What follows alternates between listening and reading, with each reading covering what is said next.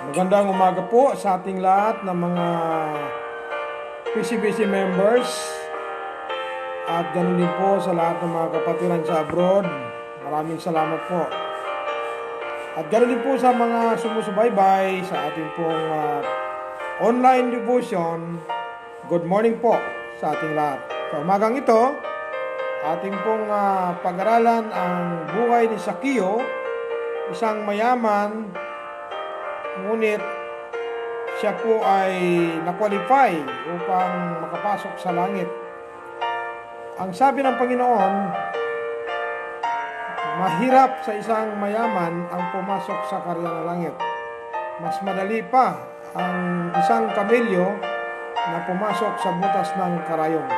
Ito pong ating pag-aralan sa umagang ito na ang kaligtasan ay para sa lahat. Para po sa mga mayayaman at para din po sa mga mahihirap.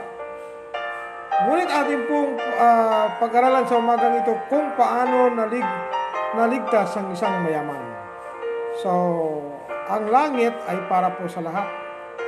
Kaya ating pong pag-aralan sa umagang ito ang kaligtasan ng isang mayamang tao na nagngangalang Zaccheo. Tayo po manalangin.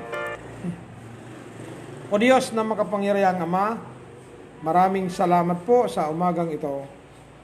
Pagpalain niyo po ang aming online devotion. Bigyan niyo po ako ng karunungan at kaalaman.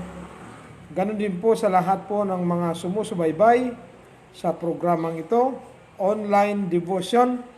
Bigyan niyo po sila ng karunungan at kaalaman. Buksan niyo po ang kanilang mga puso't isipan upang maunawaan nila ang kaligtasan. Dalangin ko po na marami pong maligtas sa pamamagitan ng online devotion na ito. Ito po ang aming dalangin sa matamis na pangalan po ni Jesus. Amen. Ito, ating pag-aralan sa umagang ito ay makikita po sa Book of Luke chapter 19 verse 1 up to 9. Basahin ko po. At siya'y pumasok at nagdaan sa Jericho. At narito, isang lalaki na tinatawag na pangalang Zaccheo. At siya'y isang puno ng mga maniningil ng buwis. At siya'y mayaman. At pinagpipilitan niyang makita si Jesus kung sino kaya siya at hindi mangyari dahil sa maraming tao sapagkat siya ay pandak. Sabi po sa Biblia, at tumakbo siya sa unahan at umakyat sa isang punong kahoy na sikomoro upang makita siya sapagkat siya ay magdaraanan sa daang yaon. At nang dumating si Jesus sa dakong yaon, ay siya'y tumingala at sinabi sa kanya, Zaccheo, magmadali ka at bumaba ka, sapagkat ngayoy kinakailangang ako'y tumuloy sa bahay mo. At siya'y nagmadali at bumaba, at tinanggap siyang may tuwa. At nang makita nila ito, ay nangagbulong-bulungan silang lahat na nangagsasabi, siya'y pumasok na nanunuluyan sa isang taong makasalanan. Verse 8, at si Zaccheo ay nagtindig at sinabi sa Panginoon, narito Panginoon, ang kalahati ng aking mga pag-aari ay ibinibigay ko sa mga dukha.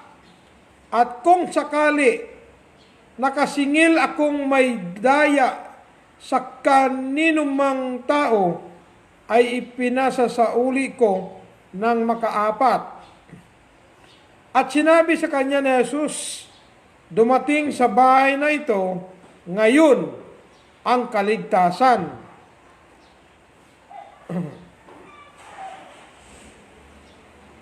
ang pagkaligtas, sapagkat siya ay anak din naman ni Abraham. Verse number 10, the last verse.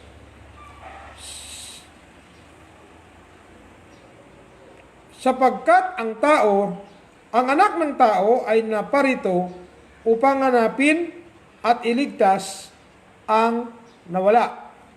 So ang ating topic sa umagang ito, how is it difficult for the rich man to enter heaven?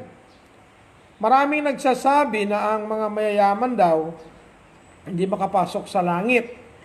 Mali po yun.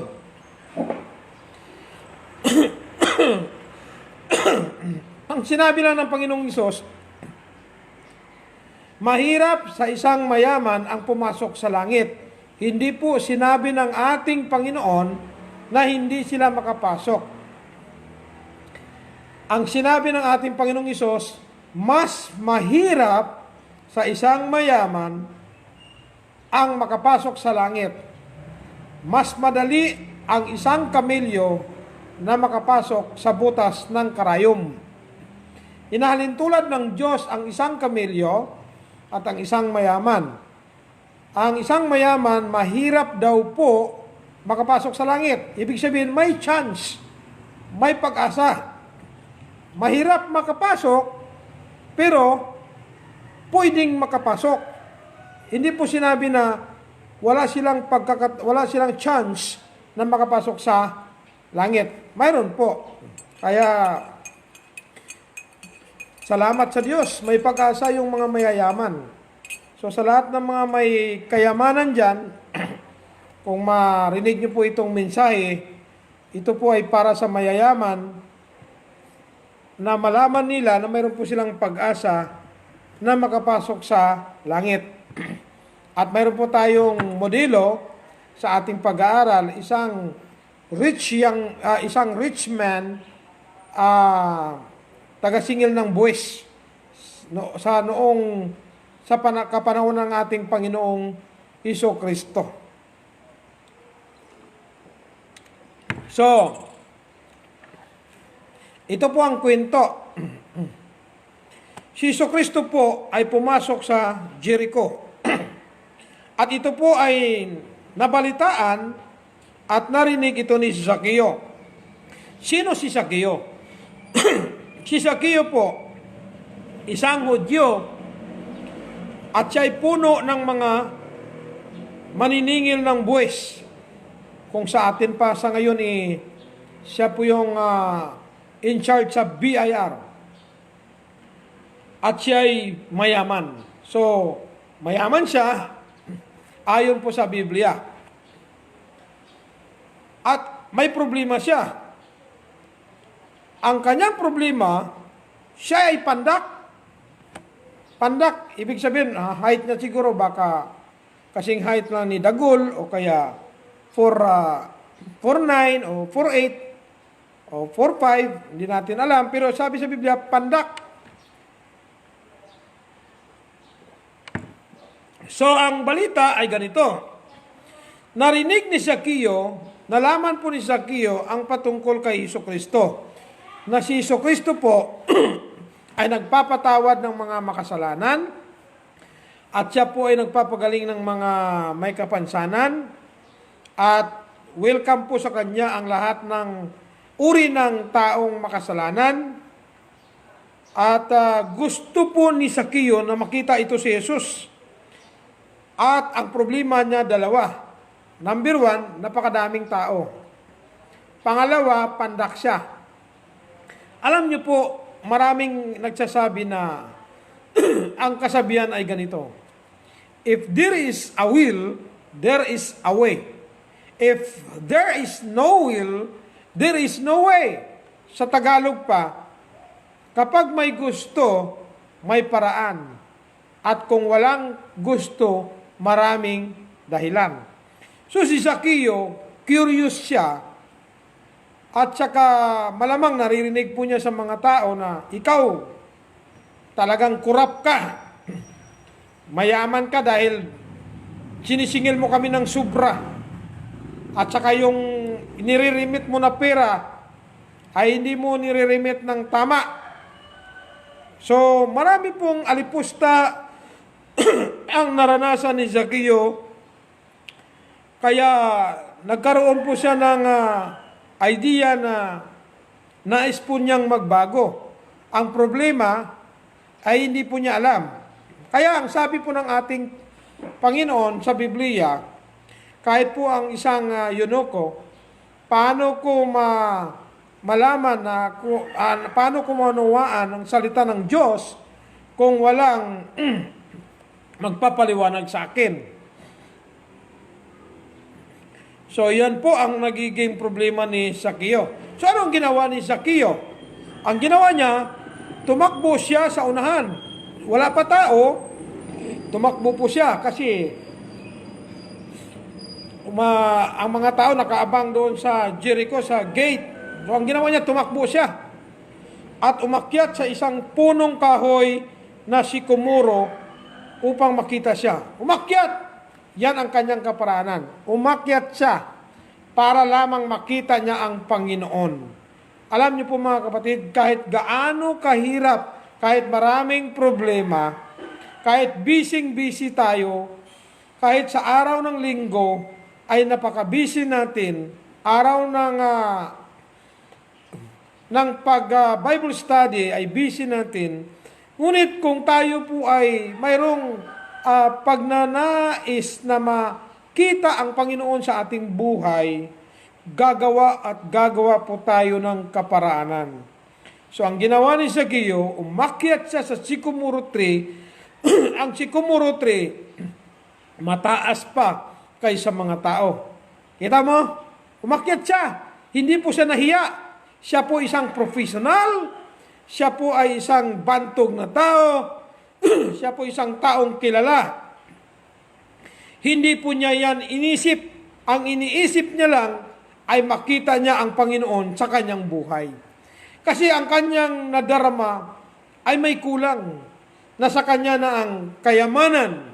Kung sa ating kapanahunan ngayon, mayroon siyang mansion, mayroon siyang Fortuner, mayroon siyang Montero, mayroon siyang iPhone, mamahalin ang kanyang mga damit, at saka mamahalin ang kanyang mga pabango. Ang mga pagkain niya, special. Ngunit, mayroon pong kulang ang kanyang nadarama sa kanyang puso. Yung satisfaction, kapayapaan, at ang pagkakontento. Yun ang kulang. So, ang ginawa niya, umakyat siya. Nandoon na siya sa ibabaw ng puno. Alam niyo po ba kung ano nangyari? Ito po, verse 5. Luke 19, verse 5. At nang dumating si Jesus sa dakong yaon, ay siya'y tumingala. Nung dumating si Jesus, nung dumaan na si Jesus, tumingala si Jesus. At sinabi sa kay Zaccheo, magmadali ka at bumaba ka. Alam niyo po, ang sabi ng ating Panginoong Hesus, magmamadali ka at bumaba ka, sapagkat ngayoy kinakailangang ako'y tumuloy sa bahay mo. Wow! Alam niyo po, ang desire ni Zaccheo come true. Nangyari. Kasi po, nababasa ng Panginoon ang ating isip at ang ating puso. Di ba, daming tao, pagdating doon, tumingala kagad si Jesus. Ibig sabihin, alam po ni Jesus na mayroon pong tao na nangangailangan ng kanyang presensya, ng kanyang tulong. Tingnan nyo, verse 7. At nang makita nila ito, may mga tao na nakakita sa paligid, nangagbulong-bulungan silang lahat na nagsasabi, siya'y pumasok na nanuluyan sa isang taong makasalanan. Alam niyo po, ang sabi ng mga tao sa kanyang paligid, ito sa mga chismis, mga taong walang ginagawa sa buhay, kundi binabantayan na ang buhay ng may buhay, Kaya, ang akala po ng mga tao, si Sakeo wala ng pag-asa na makapasok sa langit. Nagkamali ang mga tao. Alam niyo po mga minamahal, mga PCBC members, lahat po ng mga kaibigan ko, kung mayroon po niyang mga mayayaman, may pag-asa po. Nagbubulong-bulungan sila, ang sabi nila, uy, bakit pumasok si Jesus sa taong makasalanan? Ang akala po siguro nila, si Jesus ay dumating para lang ito sa mga taong walang kasalanan. Pero ang sabi ng Biblia, sa Romans 3:23, sapagkat ang lahat ay makasalanan at hindi nakakaabot sa kaluwalhatian ng Diyos. Kaya yun ang sinabi ng Biblia. Ang akala po ng mga tao na ito na ang maangan na ang akala po nila sila yung mga righteous. Pero sa totoo lang po, lahat ng mga tao makasalanan talaga. So, ang ginawa ng ating Panginoon ay ganito.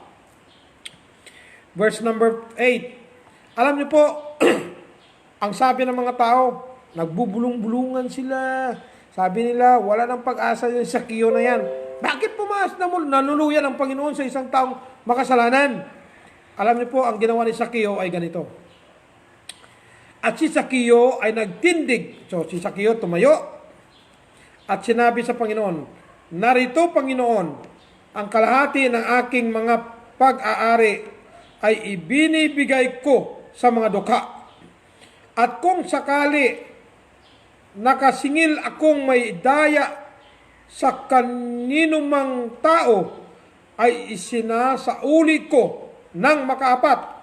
Number 1 ang ginawa ni Sakeo, nagsisi siya. Kasi po, naunawaan na niya, ipinaliwanag sa kanya ni Jesus na ang lahat ng mga tao ay makasalanan. Ipinaliwanag sa kanya ni Jesus na ang bayad ng kasalanan ay kamatayan. At ipinaliwanag din po ni Jesus sa kay Sakeo na hindi kayang bayaran ng tao ang kanyang kasalanan. Ang sinabi ng ating Panginoong Hesus na parito ako upang hanapin at iligtas ang mga makasalanan. Paano? Sabi ni Jesus, ako ay ipapako sa cross at ang dugo ko, yon ang maghuhugas ng iyong kasalanan.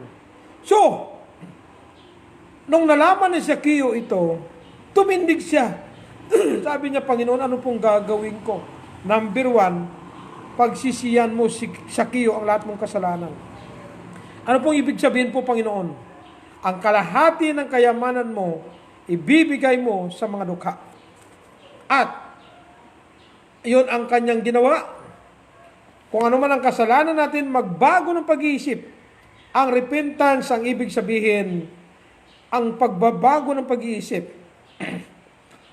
Ang akala po natin, maliligtas tayo sa pamagitan ng ating mga abuloy. Akala po natin, kapag tumulong tayo sa mga simbahan, tayo po'y maliligtas. Maganda din po yan na mayroon kang kawanggawa. Pero pagdating sa kaligtasan ng ating kaluluwa at espiritu, hindi po makakaligtas ang ating kayamanan. Kaya po, ang ginawa ni Sakeo, nagrepent siya.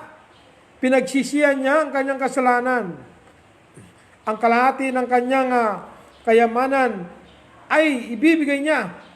Yan ang resulta ng taong may takot sa Diyos. Marunong magbigay. Inaalaala ang mga tao. Kasi po mga kapatid, mga minamahal, ang taong walang Panginoon, madamot, hindi tumutulong. Ang gusto nila, akin lang. Ayaw nilang magbigay, kundi gusto lang nila tumanggap at makasarili ang mga taong mayayaman. Ngunit good news sa mga mayayaman, ang ating modelo sa umagang ito, si Sakeo, nagsisi siya. Tumindig siya, at ang sabi niya, ibig sabihin, nagbago ang kanyang ugali. Nagbago ang kanyang pananaw. Dati ang gusto niya ipon, ipon doon, ipon doon, ipon doon, ipon dito. Ngayon, nagbago siya kalahati. Huwag mo namang ubusin. Kung mayroon kang kayamanan, huwag mong ubusin. Kailangan niya ng family mo. Si Zaccheo, nagbago, nagsisi. Ang sabi niya, Panginoon, ibibigay ko ang kalahati ng aking kayamanan sa mga mahihirap, sa mga dukha. Alam niyo po ba itong taong mga dukha? Isang kahig, wala pang tuka. 3 kahig, isang tuka lang. Kung minsan, maraming kahig, walang tuka. Itong mga dukha na ito, ang naisipan ni Zaccheo na tulungan pagkatapos ng kanyang conviction, na-convict siya. At ito ang sinabi niya, hindi siya sigurado, at kung sakalit nakasingil akong may daya sa kaninumang tao, ay isina sa uli ko ng makaapat.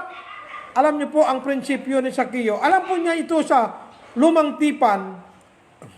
Pag ikaw ay mayroong utang, kailangan babayaran mo ng fourfold. Alam niya yan. May knowledge siya. Ang akala niya, kung sakali, hindi siya makasigurado, kung sakali nakasingil ako ng mayroong daya, ibabalik ko ng ikaapat. So, mga minamahal, kung mayroon pa pong mga mayayaman dyan na makapanood ng ating online devotion, ang mayaman may pag-asa na makapasok sa langit.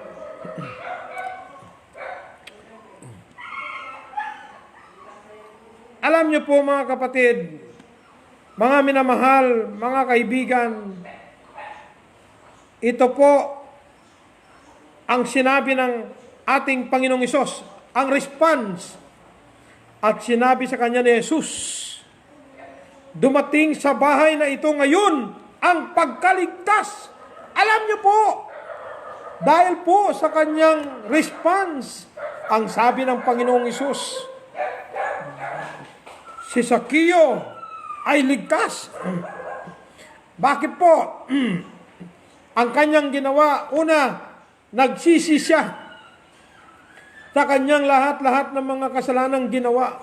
Nagbago ang kanyang vision, nagbago ang kanyang karakter, nagbago ang kanyang pananaw, nagbago ang kanyang prinsipyo sa buhay. Dati ang kanyang ginagawa, panluluko sa kapwa, paniningil ng sobra-sobra. Ngunit, nung nakilala niya si Lord Jesus, nagsisi siya ng kanyang kasalanan. Pangalawa, naniwala siya kay Jesucristo na siyang tagapagligtas. Naniwala siya kay Jesucristo na bugtong na anak ng Diyos. Naniwala siya kay Jesucristo na isang Diyos na nagpakatawang tao. At naniwala siya kay Jesucristo na si Jesucristo lamang ang makapagliligtas sa kanya, hindi ang reliyon. Kaya po mga kapatid, pangatlo, tinanggap niya ang Panginoong Hesus at kanyang pinatuloy sa kanyang bahay. Tinanggap niya ng maluwag si Jesucristo sa kanyang bahay, sa kanyang puso. Kapag hindi mo matanggap sa puso mo ang isang tao, hindi mo sa pahintulutan na manuluyan sa bahay mo. Kaya yung tatlo na ito ang ginawa ni Zaccheo. Ulitin ko, number 1, si Zaccheo ay nagsisi ng kanyang kasalanan. Dahil po, nalaman niya na siya ay makasalanan. Pangalawa, sumampalataya siya kay Jesucristo na kanyang Panginoon at tagapagligtas. Pangatlo, tinanggap niya ng maluwag sa kanyang puso si Jesucristo na kanyang Panginoon at tagapagligtas. Buhay pa po siya. Alam na po niya na siya ay naligtas na. Kasi si Jesucristo mismo ang nagsabi sa kanyang salita. Ito ang sinabi ng ating Panginoon, Jesucristo. Dumating sa bahay na ito ngayon, ang pagkaligtas, sapagkat siya ay anak din naman ni Abraham. Mga minamahal, si Jesucristo nag-pronounce, "Today, salvation is come in this house." Mga kapatid, ang sinabi ng Biblia, ang kaligtasan ay now. Hindi po kung sakaling mamatay tayo. Hindi po. Sa kasalukuyan, kapag ang isang tao ay nabubuhay, ay malalaman niya ang tunay na kaligtasan ng kanyang kaluluwa at espiritu. Saan tayo ililigtas? Sa ating mga kasalanan. Kaya nga po si Jesucristo, isang Diyos na nagpakatawang tao, pumarito sa sanlibutan. Ito ang sinabi ni Jesucristo sa verse 10, sapagkat ang anak ng tao ay naparito upang hanapin at iligtas ang nawala. Si Jesucristo, ang kanyang mission is to seek and to save sa lahat po ng mga makasalanan. Kaya ang mga mayayaman, makasalanan din. Ang mga mahihirap, makasalanan din. Ang kaligtasan ay para sa lahat. Ngunit, hindi po lahat maliligtas. Kasi po hindi po lahat ay nagre-response. Ang kaligtasan ay inahandog, inaalay, ino-offer ng Panginoon para sa lahat. Ngunit hindi lahat ay tumutugon. Kasi po ang ibang mga tao sobrang busy, walang panahon sa Panginoon. Ngunit si Zaccheo, ang ating modelo, isang mayaman, nagkaroon ng kaligtasan. Naligtas siya dahil po sa kanyang ginawa. Ating pong isummarize ang kanyang ginawa. Nabalitaan niya na si Jesucristo ay dadaan sa Jericho. At ang kanyang ginawa, at ang problema, namimilit siyang gusto niyang makita ang Panginoon. Dahil maraming mga tao. Pangalawa, pandak siya. Ngunit, ang sinabi po ng Biblia, lahat ng problema ay may solusyon. Anong solusyon ginawa ni Zaccheo? So, ang ginawa niya, tumakbo siya sa unahan. At nakita niya ang sycamore tree. Umakyat siya sa sycamore tree. Pagdating ni Jesus, kung saan dakong naroon siya, tumingala si Jesus at ang sabi niya, Zaccheo, magmamadali ka, bumaba ka, manuluyan ako ngayon sa bahay mo. At pagdating sa bahay niya, pinaliwanagan siya ni Jesucristo patungkol sa buhay na ang lahat ng tao ay makasalanan at ipinaliwanag ni Jesus Christ kay Zaccheo na si Jesus Christ ay pumarito upang hanapin at iligtas ang makasalanan. Tumindig siya, nagsisi siya, at sumampalataya kay Jesucristo at tinanggap si Jesucristo ng buong puso at buong kaluluwa at buong pag-iisip. Kaya po, ang bunga ng kanyang pagbabago, ang kanyang repentance, ay ibinigay niya ang kalahati ng kanyang kayamanan sa mga dukha. Pangalawa, ang sabi niya, hindi po siya sigurado kung sakalit ako po'y nakapagsingil ng sobra, ibabalik ko ang ikaapat. Kaya po mga minamahal, kung mayroon pong mga kayamanan dyan, mayayaman, mayroon kang chance, mayroon kang pag-asa na makapasok sa langit. At kung ikaw ay ma-realize mo na ikaw ay tumanggap sa Panginoon, pinagsisihan mo yung kasalanan, ay kontakin mo lang ako, dito po sa online.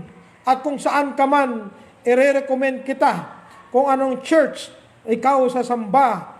Katulad ng Bible Baptist Church, Independent Bible Baptist Church, and Independent Fundamental Baptist Church. Yan lang po ang aking ma-recommend. Basta ang church na nagtuturo ng biblical way of salvation. Yung nagtuturo na ang kaligtasan ay kay Jesucristo lamang sa pamagitan ng pananampalataya kay Jesucristo na ating Panginoon at tagapagligtas. At huwag mong kalimutan na tanggapin si Jesus na iyong Panginoon at tagapagligtas. At kung nais mong tanggapin si Jesus na iyong Panginoon at tagapagligtas. Kung ikaw ay nagsisisi, inaamin mo na ikaw makasalanan, nais mong tagapin si Jesucristo, i-guide kita. Ariin mo ang panalangin ito na ikaw ito. Sumunod ka sa akin at manalangin tayo. Tanggapin mo si Jesus sa iyong puso, i-guide kita. Tayo po ay pumikit ng ating mga mata. Yuko natin ang ating mga ulo. Panginoong Diyos na makapangyarihan sa lahat, ako po ay nagpapasalamat sa oras na ito na aking pong narinig ang magandang ibanghilyo patungkol kay Jesucristo. Inaamin ko po na ako po'y isang makasalanan. Ako po'y naniwala kay Jesucristo na siya po ang iyong bugtong na anak. Siya po ay pumarito sa sanlibutan ito. Siya po'y namatay sa cross. Inilibing. Pagkaraan ng 3 araw ay muling nabuhay. Panginoong Isus, binubuksan ko po ang aking puso. Maluwag ko pong tinatanggap kayo sa buong puso ko, buong kaluluwa, buong pagkatao. Binabalik ko po sa inyo ang aking hiram na buhay. Mula ngayon, ako po ay tutulong sa ministry at magsamba sa inyo. Tulungan niyo po ako. Kayo po ang gumabay sa akin. Maraming salamat po. Ipinagkatiwala ko po sa inyo ang aking buhay. Sa pangalan po ni Jesus. Amen. Congratulations sa mga nagdesisyon na tanggapin po si Jesucristo na kanyang Panginoon at tagapagligtas.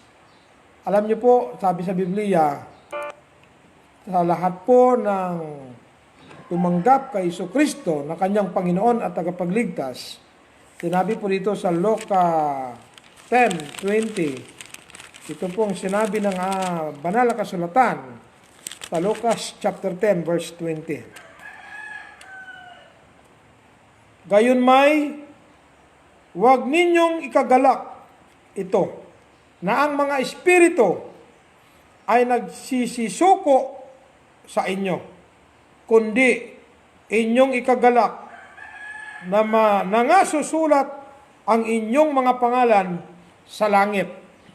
Purihin ng Diyos. Kung sino man ang tumanggap kay Jesucristo, nagsisi ng kanyang kasalanan, at naniwala kay Jesucristo na isang Diyos na nagpakatawang tao, at siya po ay namatay para sa ating mga kasalanan, 2020 years ago, si Jesucristo namatay sa cross para sa atin. At kung ano man oras tayo ay mabawian ng buhay, pagkatapos natin na tinanggap si Jesucristo na ating Panginoon at tagapagligtas, ang ating kaluluwa at espiritu ay diretso na sa langit. Amen? Purihin ng Diyos.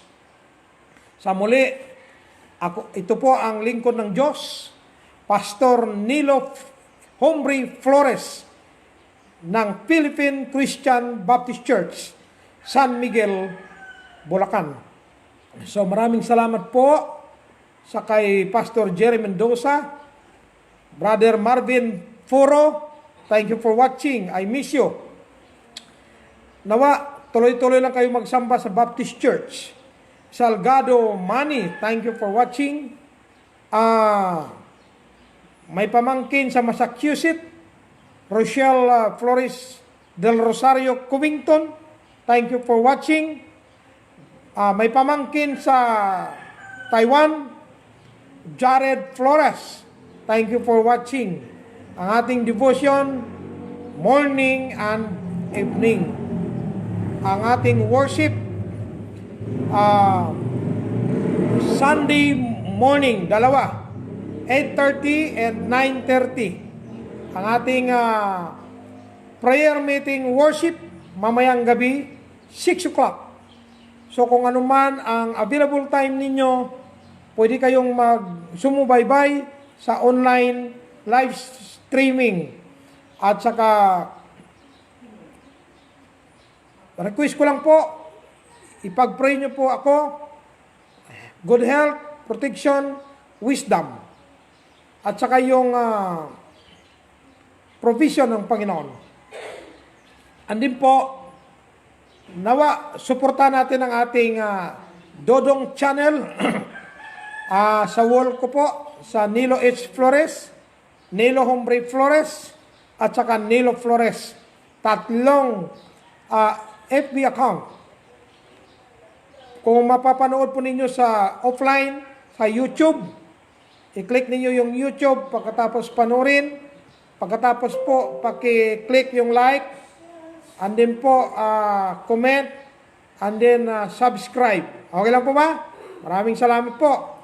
At saka i-share natin sa ating wall para marami pong ating kamag-anak, mga kaibigan, ang makakarinig ng salita ng Diyos. Ang huling verse na aking ibibigay ay Romans chapter 10, verse 17. Para magkaroon po ng pananampalataya ang isang makasalanan ay ganito. Ito po ang sinabi ng Biblia. Kaya nga, ang paniniwalay ng gagaling sa pakikinig. At ang pakikinig ay sa pamagitan ng salita ni Kristo. Kaya, kapag maraming manunood at makarinig sila ng Ebanghelyo, salita ng Diyos, magkakaroon po sila ng pananampalataya kay Jesucristo. Sa muli, maraming salamat po at good morning sa ating lahat. God bless po at bye-bye po. Maraming salamat sa Panginoon, maraming salamat sa mga nanonood, maraming salamat sa mga nanalangin sa sa lingkod ng Diyos. Ako po, pinagpipray ko po kayong lahat. Rochelle, Jared, Pastor Jerry Mendoza, Marvin Foro, and sa aking mga kapatid, mga kaibigan, mga kakilala. God knows it. Pinagpipray ko po kayong lahat. God bless po. Bye-bye po.